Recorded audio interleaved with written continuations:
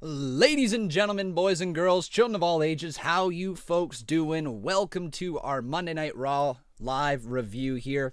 We're reviewing the post-show of July 15th, 2019, or at least reviewing the actual show, and this is the post-show. So welcome, everybody. If you're just tuning in here, welcome. It's great to see all you guys.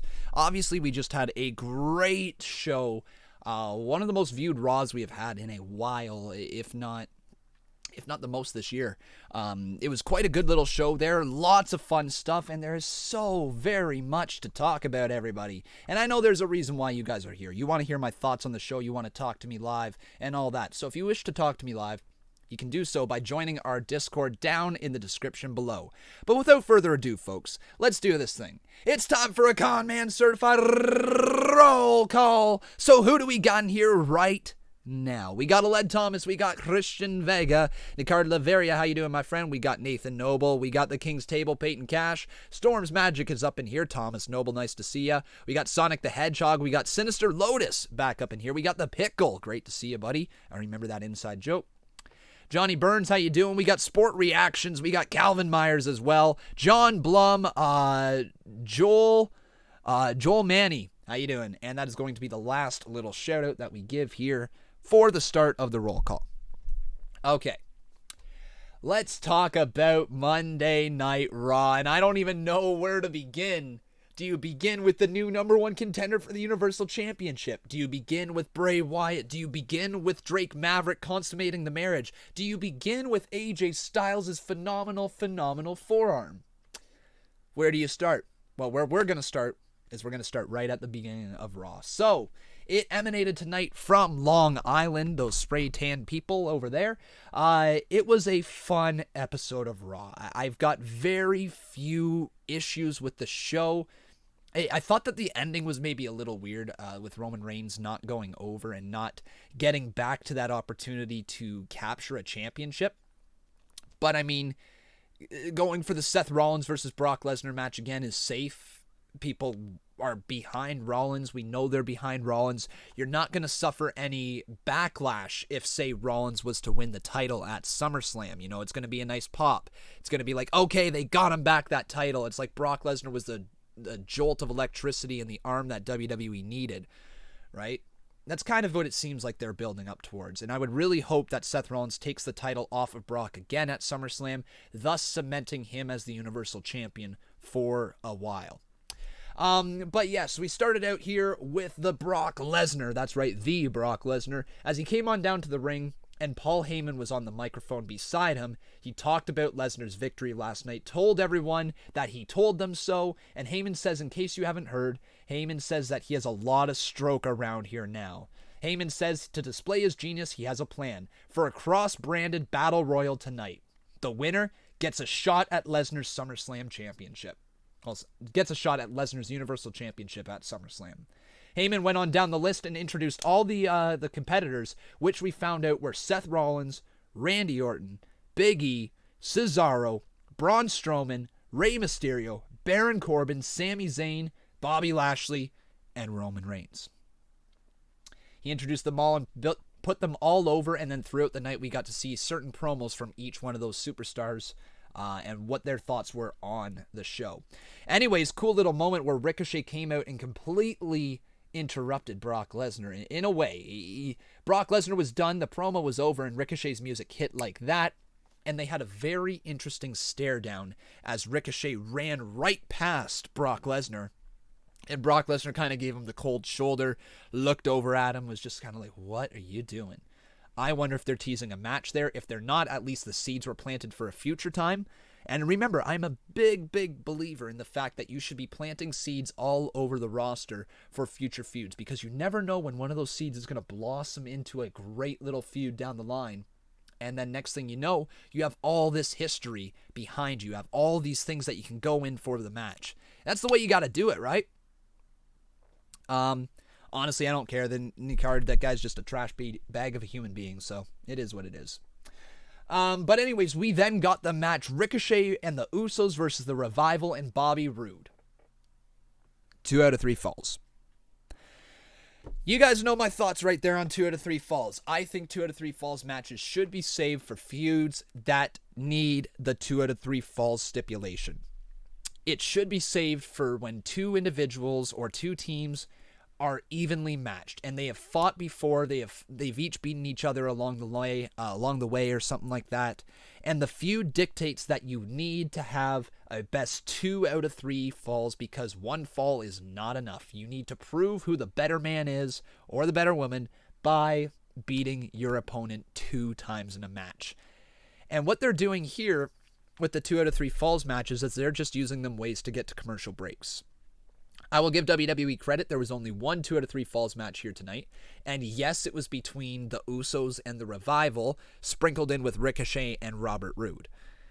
And Usos and Revival have had a feud going on for a little bit. And yes, you could say that dictates maybe a 2 out of 3 falls match because they have traded back and forth wins over the few matches that they have faced each other. But that's not what this match was about. This match was about putting Ricochet over.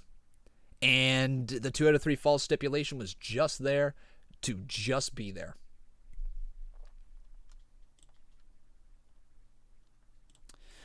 Okay. Since everybody wants me to block him, we'll just block that guy then. You guys seem to be more upset by that tweet than I am, to be 100% honest. But yeah, so anyways, the match was good, honestly, but other than, like, the 3rd fall was obviously the best thing. I hated seeing that the Revival got pinned right off the bat again, like super quick. These are your tag team champions, and they got pinned in no time.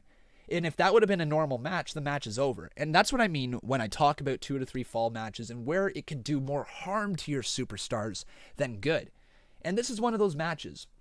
If you have a guy lose who is a champion on TV, all of the casual fans see him as a loser.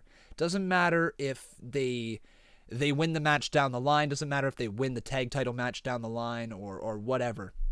The casual fans tuning in see the Revival get pinned in less than 2 minutes. Less than 2 minutes within the start of a match. And these are your tag team champions. And they also went on to lose the actual match as Ricochet would end up picking up the win.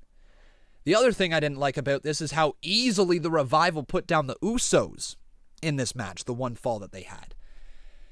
And it was off a flapjack. A very basic move that seems to be delivered in every single match almost, where the guy just goes up on their shoulder and drops him down. But he got a 3 count off that. It felt like that should have been into the shatter machine, and I just couldn't tell if Dash Wilder wasn't in the proper position, or maybe he forgot that he was supposed to be there. I don't know.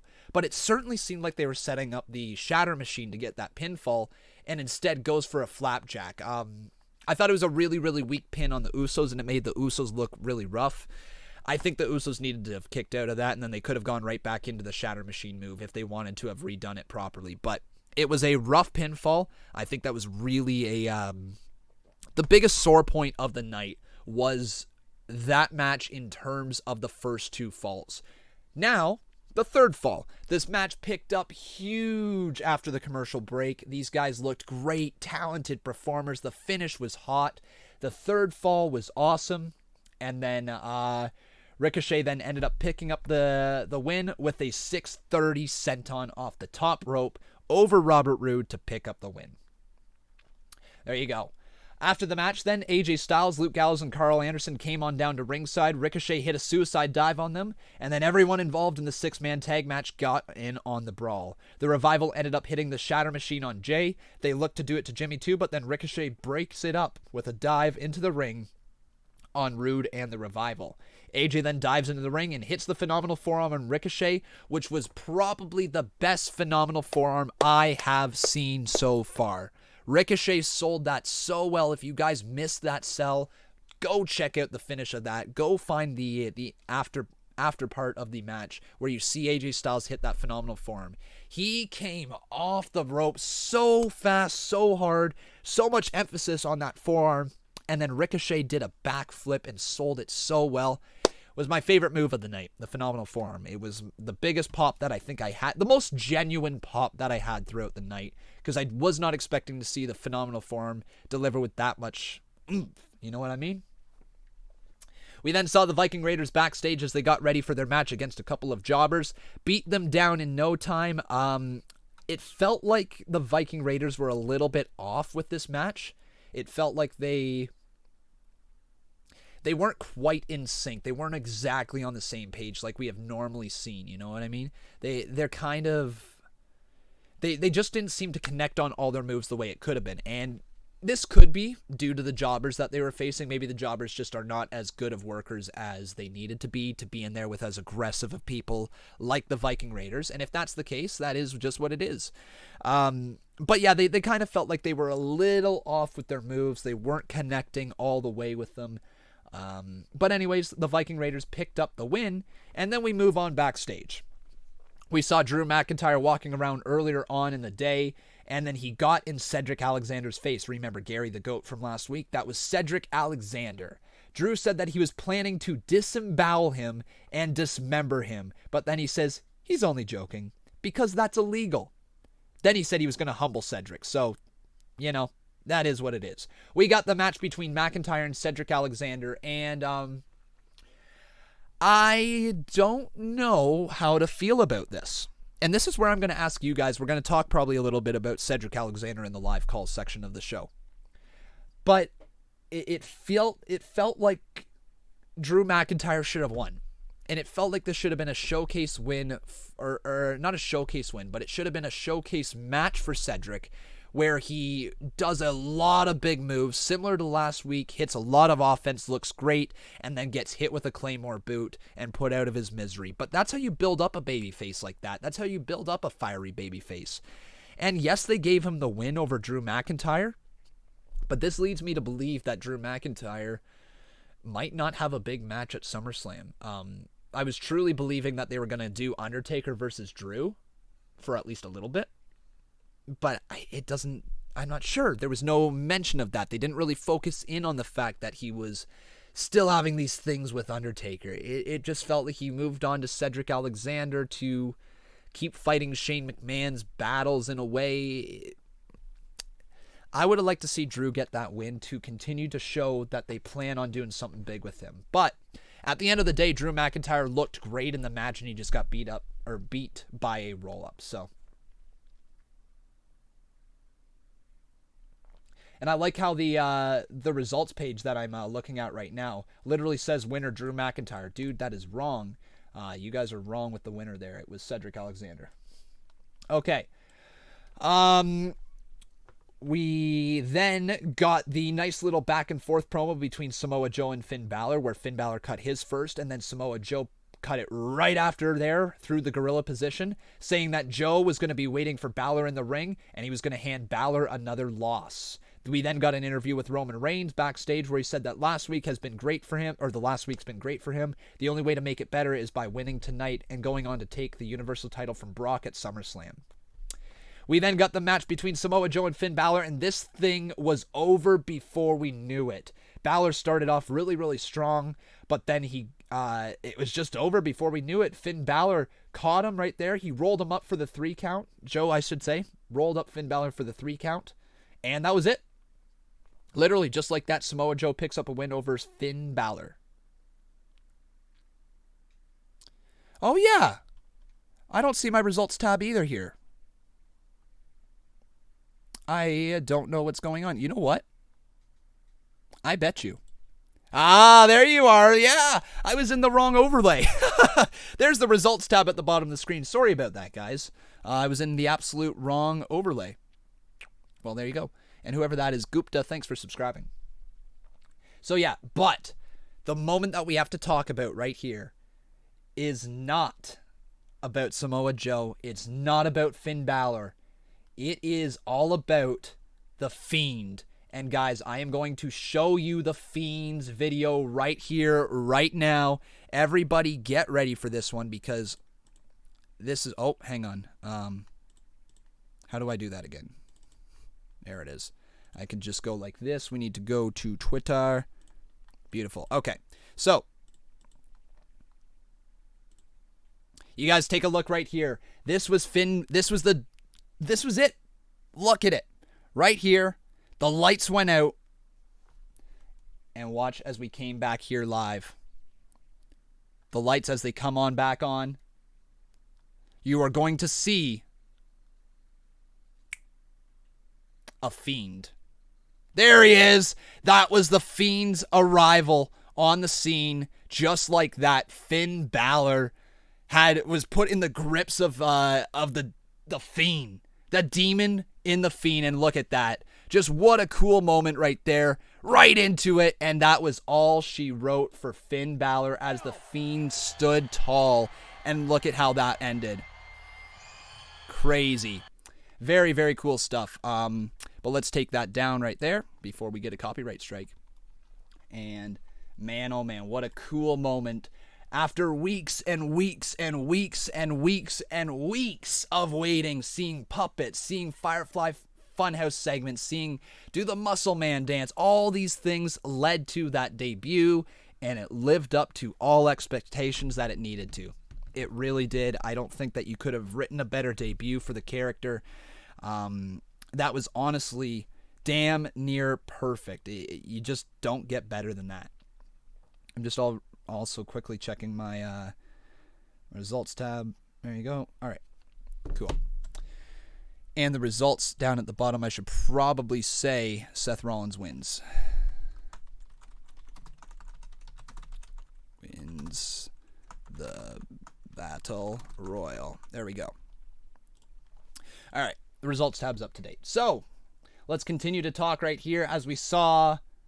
What was it? Oh yeah, then we got the Drake Maverick thing where he checked into the hotel, basically paid the guy in cash, a lot of money, and then R-Truth gave him a dollar bill with for the bribe. Literally a single dollar for a bribe.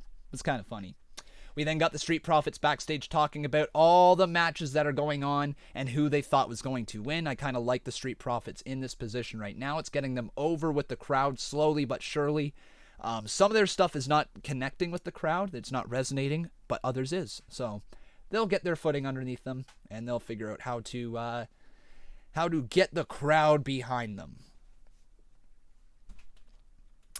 Let's talk a little bit about Mike Kanellis, because we saw Mike Kanellis in the gorilla position. Maria interrupted him, said that she has a better shot at winning this match tonight than he does. She says that even though she's pregnant, she's going to wrestle his match for him.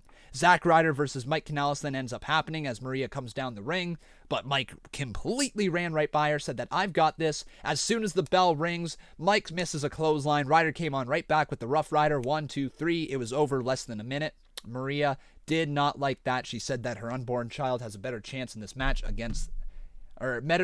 better chance in this match than Mike ever did. So the weird storyline continues.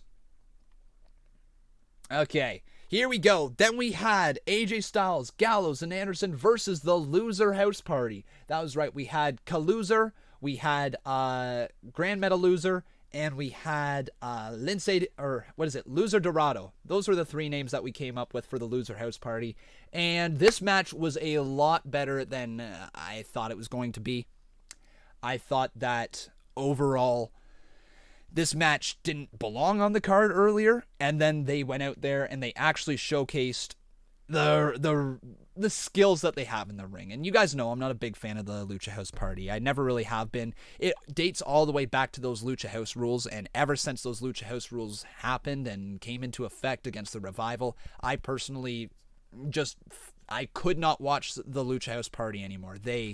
That moment has plagued them for the rest of my life moving forward. Lucha House Party is dead to me in the sense of any creative directions they can move in, because I legitimately can't get invested in their characters. They're just Lucha guys. That's what they are. And I mean, there's always a spot on the roster for that, but we need just something more. Anyways, this match was fine. The outcome happened that we thought was all going to happen. AJ Styles, Gallows, and Anderson pick up the win. And then they beat down Kalisto after the match, wrenching in the calf crusher, because, man, it was devastating. It really was. Seth Rollins does an interview backstage where he says that he's a man possessed and is going to get his Universal title back from Brock. He also says that Becky's one of the toughest people he knows. She is okay, but doesn't know if she'll be here tonight. So cue the fact that then Becky Lynch was going to show up during the exact next segment. Buddy, your girlfriend. You don't know if she's here tonight?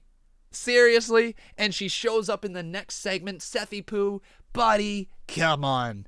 Just come on. That's, yeah. That made no sense to me there, especially considering that, she literally showed up in the next segment. Literally the next segment. But anyways, Alexa Bliss versus Natalya versus Carmella versus Naomi. This was the longest match of the night, and a lot of people saying that this match went too long. A lot of people saying that this match sucked. A lot of people saying that it was bad. And I have to say to you guys, grow up, that match was fine. That match was fine and dandy. It had a lot of unique moments in it. Yes, it was not as crisp, we'll say, as some other matches we've seen. Yes, it felt like there was some off moments, absolutely. Yes, the match probably ran a segment too long. Okay, all those things aside, match was really quite entertaining. They tried a bunch of new things, some worked, some didn't, and they went with a different hand winning the match. Everybody thought that Alexa Bliss would win, and the more that it happened, like, so when this match happened, I went from being like, that kind of sucks, that kind of sucks. I wish that we got Alexa Bliss versus Becky Lynch, because I think that's the bigger match. But then I got thinking a little bit more, and hearing that, she's going to be defending it in Canada, fellow Canadian speaking, and she's Canadian, and it's almost like one of those tip of the hats to you, Natalya. You've been around for a long time. We need a solid hand to go at the title, and she was the girl. So the more and more that I think about this, it started out me not liking the result, and it's moved me into the position of actually looking forward to the match, because Natalya's great in the ring.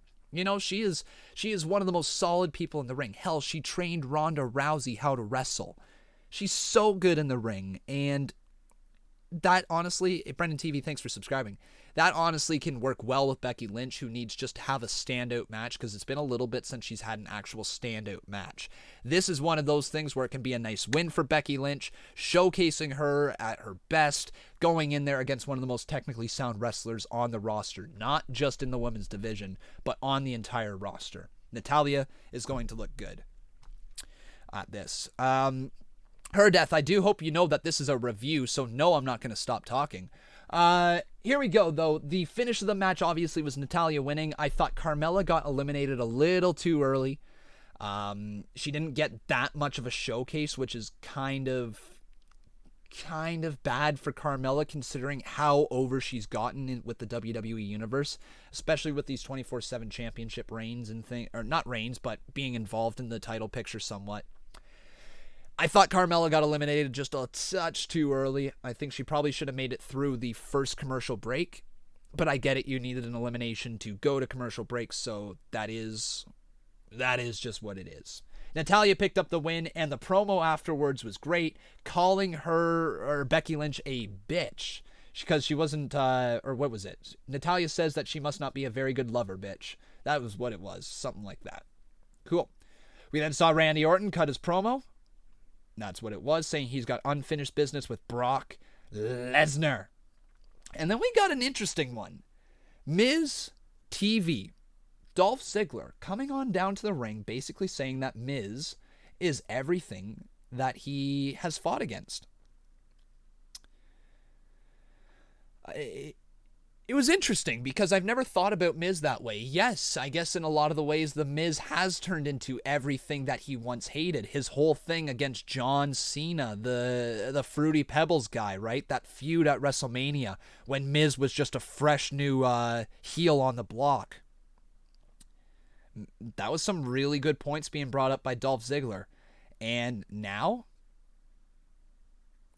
we are going to seemingly get a feud between Dolph and Miz, two Cleveland-born guys. It's going to be good chemistry. Good chemistry, because they've got history there. Now let's talk a little bit about the consummation of the marriage. This was the funniest thing I have seen on WWE in a while. My God, this was so good. Drake Maverick just naked with the 24/7 championship around his junk. looking to consummate the marriage. And then, of course, the referee dressed up as like the champagne guy as he slowly takes the tie off to show the referee shirt. And then R-Truth rolling him up, Drake Maverick kicking out of it, and then a crossbody onto the bed. 1, 2, 3, it was over. And Corey Graves, his amazing comment after it, he utilized the small package. Renee Young cracked up, Michael Cole cracked up, and even Corey Graves cracked himself up. I was losing it. That is one of the funniest things I've seen on WWE TV in a while. That was perfect. 24/7 Championship continues to be absolute gold. I just need to refresh my live stream here. Okay, and then I think that leads us to the Battle Royal. So everybody, I'm going to quickly break down this Battle Royal, okay?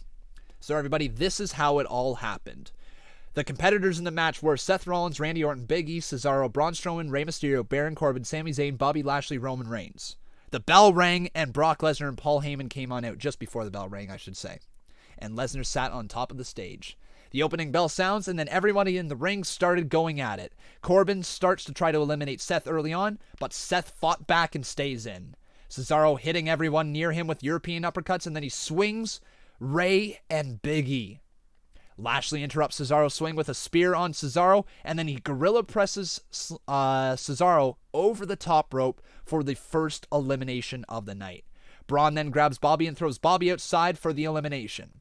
Big E grabs Braun, hits him with the big ending, but then Sami grabs Big E and throws him outside for the elimination. Orton then hit the RKO on Sami Zayn. Rey hit the 619 on Sami. Orton threw Sami out to eliminate him. Orton then delivered an RKO to Reigns. Rey Mysterio hit the 619 on Reigns, and then Orton tried to eliminate Reigns, but Reigns Superman punches Orton instead, as that sends him out of the ring. Rey, but not eliminated. Rey hits a shot on Reigns, but then Corbin grabs Rey and throws him outside for the elimination. Reigns and Rollins both land shots on Corbin, then Seth throws Corbin out for the elimination. Braun throws Seth and Reigns into opposite corners and hits splashes on both of them. Reigns looks for the spear on Braun, but then Braun dodges it and Reigns spears Rollins by mistake. Braun and Reigns then fight by the ropes, and Rollins runs over to eliminate both of them, eliminating his brother-in-arms from the Shield, Roman Reigns, as well. Here we go. We got to go back one. Orton runs over and tries to eliminate Rollins, but Rollins holds onto the ropes and trades punches with Orton. Orton grabs Rollins and hits the draping DDT, the Viper DDT as I've coined it, off the middle rope. Orton wastes a couple seconds talking trash to Lesnar, posing for the crowd. Orton looks for the RKO, but Seth stops him with a kick and then a curb stomp. Rollins proceeds to throw Orton outside of the ring for the elimination, and then it is Rollins versus Brock Lesnar at SummerSlam. Great little match there. It was so much fun. The Battle Royal was fresh. I enjoyed it. I didn't think it was lazy booking at all. It was quite enjoyable. We then got the promo between Rollins and Heyman and Brock at the very end. Not much to say about that other than the fact that Rollins is coming for Brock Lesnar. We got it. So that was Monday Night Raw here tonight. Honestly, guys, a very, very, very entertaining show. I truly enjoyed it, and I hope you guys did as well. But now is the time where I get to hear from you guys. You get to tell me what your thoughts on the show was. So if you would like to call in live to the show, please make sure you do so by going on down into the description below and clicking on the Discord link, okay? Join the Discord, and you can talk to us live.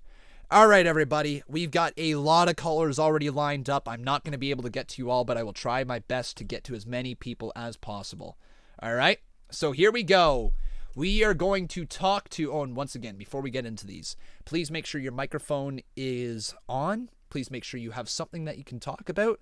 And make sure that you have headphones in sight, or at least the stream is paused when you get brought into the call, okay? Here we go, though. We are starting things off with... Let's start things off. We're going to talk to Peyton Cash, okay? Because I like Peyton here.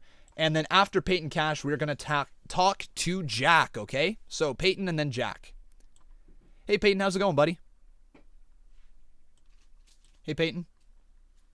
UI. Hey, how's it going? It is a new week here in the Conman community. How are you doing today, my friend? I'm doing very, very good. Wow, what an episode of Raw, eh? 10 out of 10 for me. Damn, it was really good. You enjoyed it that much, though, eh? A perfect 10? Yes, sir. All right. Yes, sir. So tell me right now, what are your thoughts on the consummation marriage, or the consummation of the marriage? That was one of the funniest things, wasn't it? Dude, that might be one of the most funniest things I ever heard in my entire life. It was hilarious. Like, just like, dude, like I was freaking like dead laughing when that happened. I don't know how you can create a better comedy sketch on TV than that. That's right up there for some of the funniest moments in WWE history, in my opinion. Yeah, I would agree for that. All right. What about Bray Wyatt, though? Because I got a feeling you want to talk about him, don't you? Oh my God, Wyatt. Okay, Look, I know you saw the link I sent you on Twitter, but look, I'm telling you, before Balor leaves for a vacation for someone, mm-hmm. I want the freaking Fiend versus the Demon so bad. It's a match that I didn't really think about because he was the Intercontinental Champion until about last night, right? Well, the thing is, they were supposed to have that match on TLC one year, but then Bray got sick. Yes, you're absolutely right, and that was replaced by AJ Styles in that match. Yep. Mm-hmm. Yeah, I remember all that. That was a weird feud back then because it was like cross-dressing Bray Wyatt. It was a very weird feud. Yeah, I totally agree with you, man. But I'm so happy now. This has to be Finn Balor coming out with the Demon, so it's the Demon versus the Fiend, right? That just has to happen. Yeah. Yeah. All right. So one more thing for tonight for me was the fact that Seth Rollins got the chance to be freaking Lesnar again. Because oh boy, after he got emotionally and mentally ass beat by freaking Corbin and Lacey. Oh my God, dude! I was so angry when Brock Lesnar like literally cashed in. I even made a freaking rant video about that. Really, you're that mad, eh? Oh yeah, dude. Like I make so many content on my channel. Like, dude, you don't even understand. This is my first rant I have done in a while, man. Well, it was certainly a moment where I think a lot of us were upset because it wasn't necessarily the moment of the cash-in and how it was done that we were upset with. It was more so just the realization, slowly but surely, that we now have to suffer through Brock Lesnar as champion again. And I think it's slowly hit in waves, right? It was like the moment where he comes out, it's like, okay, this isn't going to happen because something's going to happen. And then he cashes in, but you're waiting for the bell, and you're like, no, there's no way this is happening right now. It's not going to happen. And then the bell rings, and you're immediately thinking, oh, is Seth Rollins going to fight off Brock Lesnar? Are they going to push him as a mega babyface? And then he loses. And it was that realization right there where you're like, oh, we got Brock as champ. Frick. All right. So one more thing. All right. One more thing. I would watch out for Tom Snowball when you call him, because he's actually literally pissed at Brock, because he will freaking, because I experienced this last night, and oh boy, Thomas is pissed. Well, you might want to do him next after Jack. We'll see what we can get to here. We don't always want to call the exact same people, so we'll see if we can get to him tonight. You're right. Well, yeah, you're right. Yeah. Okay, man. Right, man. Thank you so much for calling. Have yourself a wonderful day, eh? All right, man. Bye-bye. I'll see you. Thank you. All right, guys. We're going to talk to Jack right now, and then after Jack, let's talk to B. Gillis, okay? So we're going to talk to B. Gillis after Jack.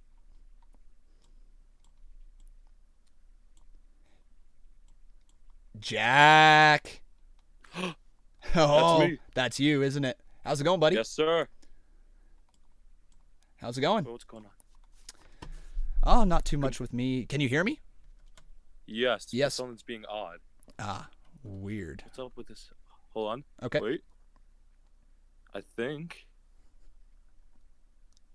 Oh, that's wrong. We're good. We're good now? Oh, I did it. Yes. All right, good. Hey, man, how's it going? Oh. So, Monday Night Raw. SmackDown Live. No, Monday Night Raw. Monday Night Raw. What's your thoughts, buddy? It was a decent show, but I didn't agree with the main event result. Okay. You know, that's how it is. Who would you have put over in the main event? I don't know. I was really rooting for Randy Orton in those last two, though. Were ya? See, I thought, and I know that probably not a lot of people share the same sentiment with me, but I thought that it should have been Roman Reigns. I can see why people disagree with that. Yeah, I understand totally. There is people who do not like Roman Reigns. They do not want to see him in the main event, and I'm not sure if you're one of those guys or not. But for me personally, I thought that after everything he's been through, and the fact that he did kind of get screwed out of his Universal Championship reign, this probably should have been the moment to put him back in the match against Brock Lesnar at SummerSlam, considering how much heat Brock has, and Roman, is getting over more and more as a babyface. So I thought it should have been Roman, but are you happy with Seth at all? Does that make you happy? I know I always liked Seth as a wrestler, but recently the man's been cringing me. I don't like this Baron Corbin feud. And the stuff on TV hasn't been that entertaining. They need to put him in better rivalries so we start liking him again. I agree with that. Positioning Seth Rollins as this feisty babyface who lost his championship and is on a warpath to get it back is kind of a cool story, I'll say that much. And if it culminates at SummerSlam with him winning the title, great. But again, it's also tough to believe that they're willing to take the title right off Brock Lesnar as soon as he got it, literally at the next pay-per-view. So I don't know how they're going to do this match. I don't know what they plan on doing, but at least I'm going to watch it. Yeah. It's got me at least intrigued enough to want to see the match again, even though we've already seen it at WrestleMania. Who impressed you the most though, in that Battle Royal? Well, I was hoping for Cesaro personally from the beginning, but I knew he wouldn't win. I knew it. But imagine Cesaro versus Brock Lesnar. What a match that would be, eh? I knew it wouldn't happen. Who impressed me the most? Probably Randy. He was just RKOing everyone. Sammy was being funny after that elimination. It was definitely a showcase for Randy. I also liked the way that it was cool seeing Rey Mysterio in the ring with all those giants.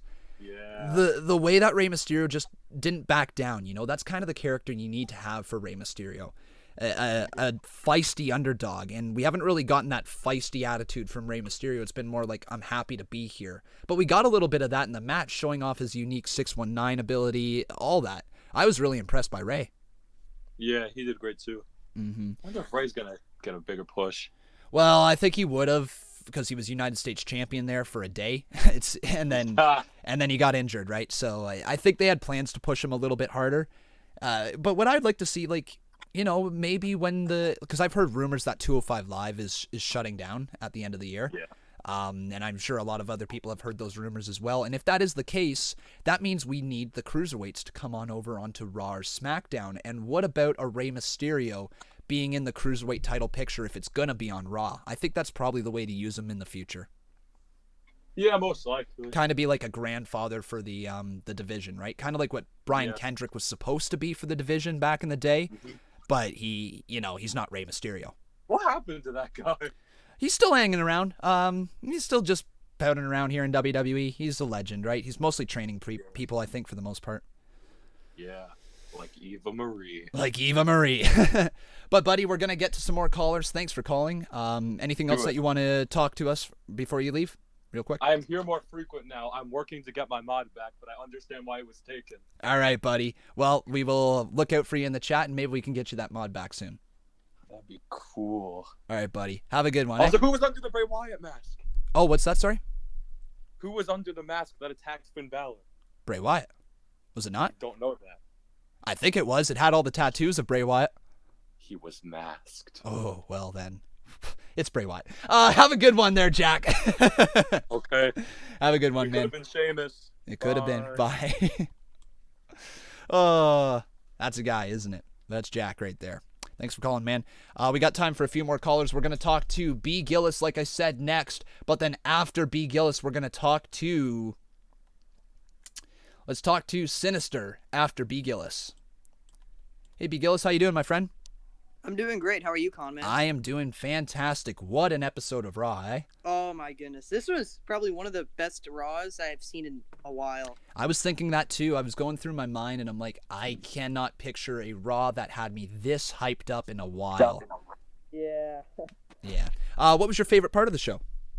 Definitely the Bray Wyatt return. Waiting after weeks and weeks and weeks, he finally shows up. Mm-hmm.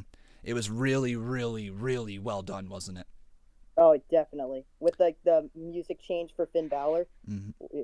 What an appearance. I also love the tie-in to the fact that New York City was having some electrical issues, and then they were like, this could be because of the electrical issues in New York, and then next thing you know, it's the Fiend, and you're like, oh my god, this is perfect. It was done perfectly. I don't think you can write a better debut than that. Wow, it was incredible. What else did you enjoy from the night? I enjoyed the match for the main event, the Battle Royal. I'm okay with the result. I mean, I thought Roman Reigns definitely deserved it more because he really never lost his title. Mm-hmm. But, I guess I'm okay with Seth. Yeah, like Seth it's an easy feud to continue, right? It's definitely the easiest there. I would say Roman Reigns was the second easiest feud to do, and then the rest were kind of like whatever, you could do a feud with any of those superstars. Probably wouldn't be as easy to write, but it would be different. And I'm okay, like you said, with Seth Rollins as well. I was kind of rooting for Roman Reigns, as you probably heard during the live stream. But, like you said, I'm okay with Seth as well. Mm-hmm. Yeah, same. Anything else that you wish to talk about before we let you go? So could you get my boy Sin in here? Sin, is that Sinister or Sin Faxed? Or just the SYN guy? Just the SYN okay. guy. We'll add him into the call after Sinister Lotus, all right? All right, thank you. No problem, buddy. Have a good one. You too. Thanks for having me. Sinister's up next, and then we'll talk to Sin after that, I guess, all right? So Sinister and then Sin. Hey, Sinister, how you doing, my friend? Sinister, you there, buddy? How's it going? Yo, what's up, dude? Not too much. What'd you think of Raw? Yeah, that stuff was pretty crazy. I actually enjoyed it for once. I haven't really watched or enjoyed a Raw in a long time. That was interesting. It was definitely a very, very fun episode of Raw. I enjoyed it start to finish as well. What was your favorite moment of the night? Probably when Bray Wyatt came back. I've been waiting for that for a while. Yeah, man. Amazing stuff, eh? Oh, I think they honestly did it to where one of the wrestlers in the main event got injured. He came in place of them towards the end. That was it was perfect. I don't know how you can write a better episode. Like, yes, I'm sure there's things that could be written a little better, but overall, that was just awesome. It'll come time. Mm-hmm. Anything else that you would like to mention on the show? Nah, just that. All right. Good work, bro. Thank you. Thank you, man. I really appreciate it. Have yourself a good one, eh? You too, bro. Bye-bye.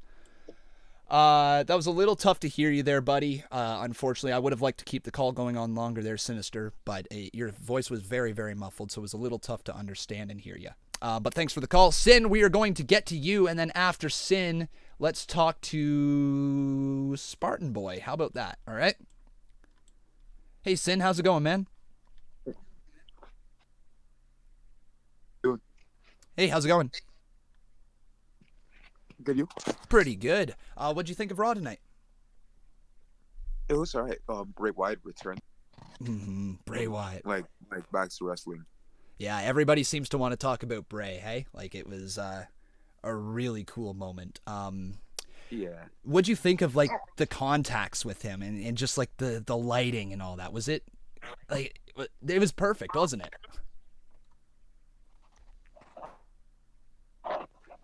How you doing?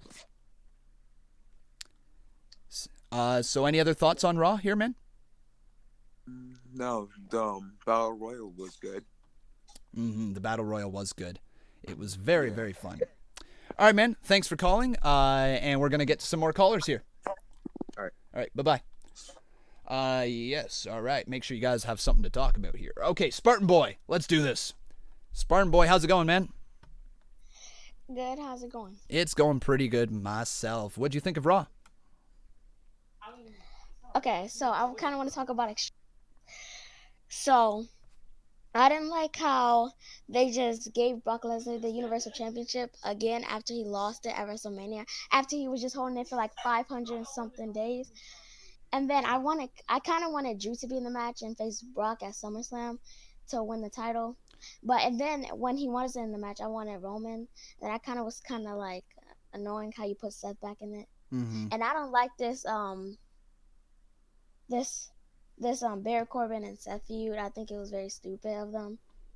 At least we're done with it, right? Yeah, I didn't like how Becky was just right there seeing him get beat up. I kind of wanted like Becky to run in with a chair and then like kind of like break up the pin and cost like Brock the championship. And then when it didn't happen, I was like, oh, okay. It was a little weird that Becky didn't come in and try to break things up. I do agree to that. I will say that's probably because she got hit with the end of days, right? And they were just trying to sell that off. But yeah, I see what you're saying. It was a little weird that Brock Lesnar's music hit and he was down there for that long without Becky Lynch trying to, interject in that match in some way. But yeah, you're right. Brock Lesnar being champion again is annoying. I just think, however, it's going to be just so we get a big title change at SummerSlam, for Seth Rollins, kind of like his coronation again at SummerSlam and restart his kind of push, He's lost a lot of steam here recently. I love this AJ and Ricochet feud. I love AJ Styles as heel. He's such a great heel. He's so good. I'm sorry to cut you off. Nope. But I didn't like how he just immediately became U.S. champion. I kind of wanted like Ricochet to defend it, and then like at SummerSlam he'll like win. And so, yeah, I still thought it was cool. And then like how he hit that Styles Clash off the middle rope. Mm-hmm. I like that move. It was cool to see, wasn't it? Yeah. And there's one more thing. Okay. I didn't like the whole what's it called? The Battle Royale. Okay. Because I kind of wanted like the Battle Royale. Yeah, because I thought Randy Orton, when he got back in the ring, I thought they were like going to continue that storyline from 2016 with Randy. So I actually thought that was like pretty cool. I was actually, when I saw him trying to eliminate Seth, I was like, oh, that would be epic. And then when it didn't happen, I was like, oh, okay. What I will say to that is your reaction right there is probably the same sentiments that a lot of WWE fans have, in the fact that we would like to see the conclusion to that feud, right? And I think WWE is going to take note of that and make it kind of like a marquee match without a title being on the line down the line, whether it's a WrestleMania rematch or whether it's just a random like Survivor Series match. I think WWE knows the fans want to see the conclusion to that, and we want to see the next chapter in that rivalry. So WWE is definitely going to take note of the fact that the fans were cheering for Randy in that situation and probably push that feud down the line. Yeah, there's also one more thing. Okay. So, Finn Balor in the Intercontinental thing, and then his thing with Bray Wyatt. So, I didn't think that the Bray Wyatt feud and Finn Balor and Bray Wyatt feud would continue. And so, once he lost the title, I was like, now what is he going to do? He can't go after Universal because Seth Rollins is going to own him. And then that was before I knew he lost it. And now I'm loving that he lost it, because now we get to have the Demon versus the Friend. And I'm going to love that match. So yeah, I also like their SummerSlam match. Yeah, I was really looking forward to their TLC match, but that didn't happen. So yeah. Yep, at least we get to kind of conclude this feud. It's again another chapter in their long-standing feud. So I'm enjoying it. I thought that Bray Wyatt obviously looked amazing there, and you can't pick a more perfect first opponent than a guy who can dress up as a demon but isn't really pushed hard right now. He can do the job to Bray Wyatt, no problem. Go take some time off and then come back fresh. Yeah, okay, that was it. All right, man. Thank you so much for calling. Have yourself a wonderful night. Peace. Have a good day. Bye-bye. Or a good night. Bye-bye, man. All right, let's talk to Nicard. All right, Nicard, you're up next, my friend. Hey, Nicard, how's it doing? Or how's it going, I should say. Nicard, you there? Man. Hey, how's it going, man? It's going it's all right, you know. It's all right. It's all right. Raw was pretty good, eh? It was, and I'm not gonna be the guy to talk about. Hey, can you hear me okay? You just cut out a little bit there. It was a little tough to hear you. I don't get it. It could be your internet connection potentially. Yeah. I mean, I plugged up to my LAN cable. I don't know. Okay, well, if you can ask your question real quick or whatever you would like to say, maybe we can hear you. Yeah. I'd like to talk about how the Mike and Maria Kanellis storyline. I'd really like to talk about that. Okay, sure, go ahead. So, you know, I like it. You know, it's unique, it's different, it's edgy. But I think it's like too edgy for me, really. I don't think it's too edgy for people. I think people are getting annoyed by it.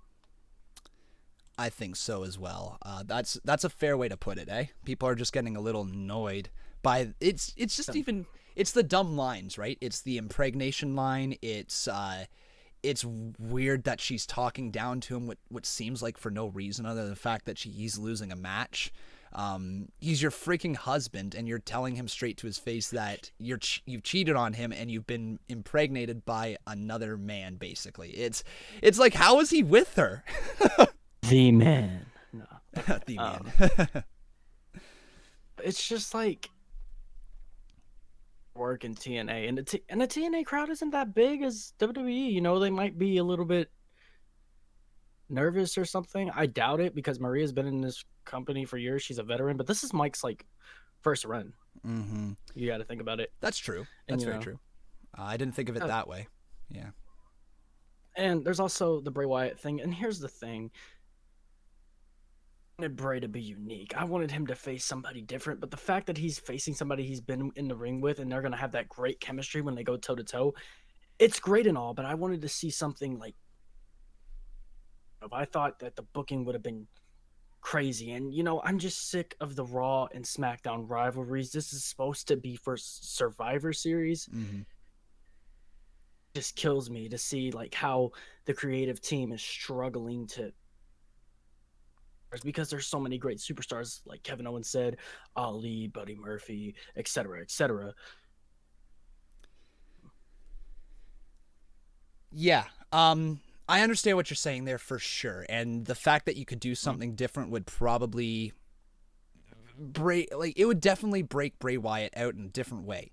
But one thing that we have to kind of be careful with is you want him to be put in a position where he can succeed with a high-profile match, and I don't know how you do that unless you put somebody else in there who can afford the loss because they're so over with the fans. And yeah, if you wanted to put him against Andrade, you wanted to put him against Ali, you wanted to put him against whatever, sure, those are going to be great matches, and those are going to be matches you can have down the line. But do you really want Bray Wyatt beating Ali in his very first match? You know, as we're trying to build up Ali, do we want him beating Andrade and decimating him? You know, because we need to showcase Bray Wyatt as strong as can be if he's going to be taken seriously with this new gimmick. And I think you got to have him beat people that people are familiar with, right?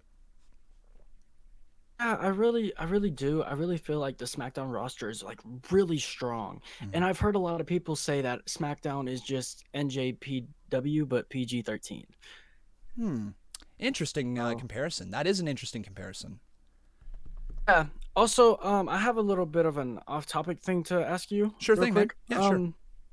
Did you ever move? Because today was like the first time I ever watched your setup video. Oh. I feel like you really improved. I feel like you have 3 monitors now on your desk because of the way you look at stuff. I do. So I haven't moved yet. We're moving in 17 because, days. Because like when you look at your camera whenever you're like small and not in front, like how the Raw review shows are, like how you're reacting to the show, it looks like you have a shelf behind you. No, really I don't technically have a shelf. If you're watching the stream right now, there's just a little ledge. Yeah, I know. It's a wall because I saw it in the setup video. Yeah, it's like a wall. Yeah. But it has that little curve in the middle of it. Yeah, I do like the setup here. I'm very excited for when I move to get a brand new setup going, and I just can't wait to... Are you staying in Canada? Yeah, staying in Canada, moving actually closer to my hometown, so that's going to be really cool. To be closer to friends and all that. Yeah. That's great and all. I really like that. I'm very excited, man. But thank you so much for calling. We got to get to some other callers. Oh my God, it's 12:18 at night. Yeah, I got one more caller. So I'm gonna get on to the next caller. And thanks for calling, man. So long, man. All right, bye-bye. All right, guys, the last caller of the day. We are gonna go with. Let's go with the one and only King 167. Hey, one and only King 167, how's it going, man? Oh, he left. Let's try that again. One and only King 167, how's it going, buddy? You can hear me, right? I can hear you, yes. Okay, so, how are you doing, Con? I'm doing great, man. That was a really fun episode of Raw. I just love feeling good after watching wrestling, you know? Yeah. Yeah. I would actually rate this show a 9 out of 10. Okay. The only thing I would actually change though is like the Drew McIntyre versus Cedric Alexander match. I feel like it should have ended a different way. Like a roll-up win. I'd honestly be like I'll be embarrassed after that match. Yeah.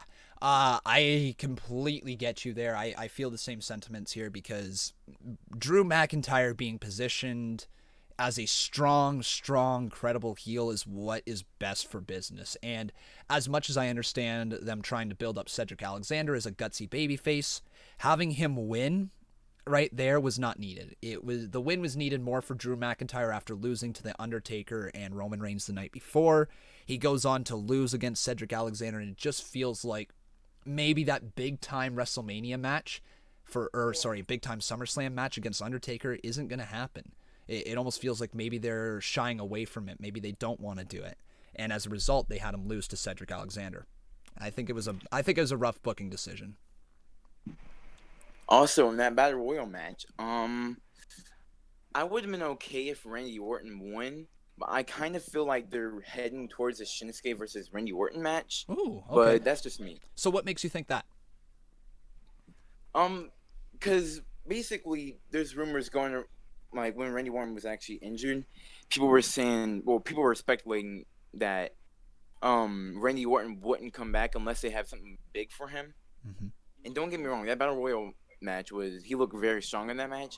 But I kind of feel like if he won the Intercontinental title or at least had a match at SummerSlam for it, I feel like the people that were like falling, I don't know how to word it, but I feel like people would like tune in more. Mm-hmm. They could. To Randy Orton. For sure. Has Orton ever won the IC title? I can't remember. Did he win it early in his career? I'm not sure. I have to go back and look. Yeah, I legit can't remember. Guys in the chat, if you could let us know right here if Randy Orton won the IC title. If he hasn't won the IC title, okay, so people are saying yes, he did. So never mind. Yeah, the IC title would be a cool thing, at least a cool showcase match. Maybe he doesn't need to actually win it, you know? But I like your idea of Shinsuke versus Randy Orton. That would be a money match. Okay, the only thing that would actually make that match, like, I guess better is putting like a stipulation, maybe Randy Orton's career on the line. Because don't get me wrong, Randy Orton's really good, but I feel like his retirement is, slowly coming up. Well, I mean, the guy's what, only 38? I think so. I'm just quickly Googling it here. Yeah, I think he's only okay, so he's 39 years old. So yes, he's approaching 40. But as long as he continues to perform at such a high level like he is, and he's such a safe worker, I don't know. I could see him wrestling, until 43, 44. He's probably going to be in a lesser role, obviously, moving forward. But I don't think he's quite getting close to retirement yet. He looks great in the ring still. Yeah, I think that's so too. Okay, so one more thing before I let you go, Con. All right. Did you know that Asuka is actually 37 years old? Really? Asuka's 37? I didn't know that. Yeah. Wow. That's cool information. She looks like she's in her 20s, maybe her early 30s. Mm-hmm. Yeah, no, she looks younger than 37. Man, that's actually incredible. Something in the water over there. Yeah. Yeah. All right, buddy. It's been nice talking to you, Con. Yes, it's been nice talking to you as well. Thanks for calling, and make sure you call back again in the future. All right. All right. Bye, Con. Bye-bye. But guys, that's going to bring us to the end of our live call section of the show. I hope you enjoyed our Monday Night Raw review here today. Remember, everybody, I've got some more reaction videos that are going to be going up right now after we're done recording. I'm going to upload the reaction to Seth Rollins winning the Battle Royal, I think, and I might upload the Drake Maverick one depending on how long it takes to kind of edit things.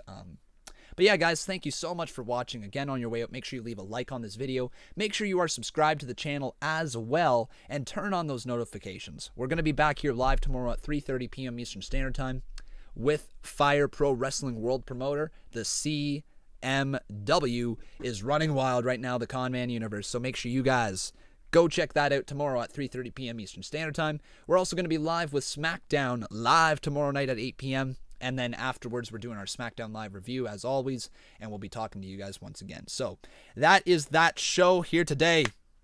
One of the best Raws we've seen in a while. Thank you guys for watching so much. Again, leave a like on this video. Make sure you are subscribed. And as always, turn those notifications on.